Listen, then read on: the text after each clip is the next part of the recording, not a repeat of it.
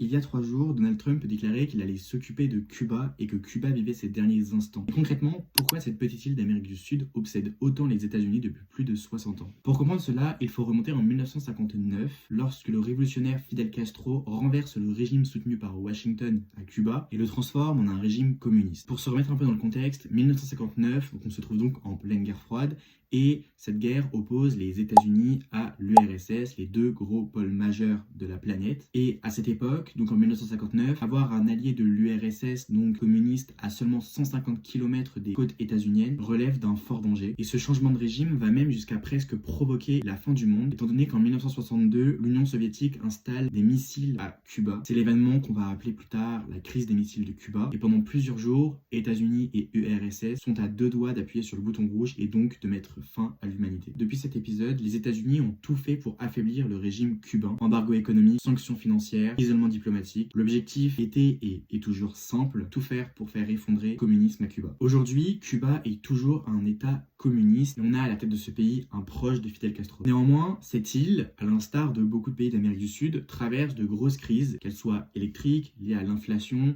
manque de nourriture, et des milliers de Cubains quittent le pays. Si des habitants de Cuba quittent le pays, cela signifie qu'il y a de l'immigration et donc un flux migratoire va donc s'installer vers les États-Unis. Et comme tout le monde le sait, Donald Trump n'aime pas trop les immigrés. Et c'est exactement pour ça que Donald Trump affirme que le régime pourrait bientôt s'effondrer et il estime que l'économie cubaine est au bord de l'effondrement et que la Havana cherche même à négocier avec Washington. Mais il y a aussi un élément extrêmement important à prendre en compte, étant donné que, comme vous l'avez tous vu, le président du Venezuela a été kidnappé par les États-Unis il n'y a pas si longtemps que ça. Et cela relève aussi d'un gros problème pour Cuba, étant donné que le Venezuela était le premier exportateur de pétrole vers Cuba, ce qui fragilise encore plus l'île. En clair, cela fait 60 ans maintenant que les États-Unis menacent de faire tomber le régime cubain, d'envoyer l'armée pour justement faire tomber ce fameux régime, applique des sanctions, qu'elles soient économiques, à l'instar de l'embargo qu'il y a pu avoir. Et au vu du contexte géopolitique actuel et des récentes frappes des États-Unis sur l'Iran ou encore sur le Venezuela, on pourrait se demander si Donald Trump ne passerait pas bientôt à l'acte pour mettre fin au régime qui dure depuis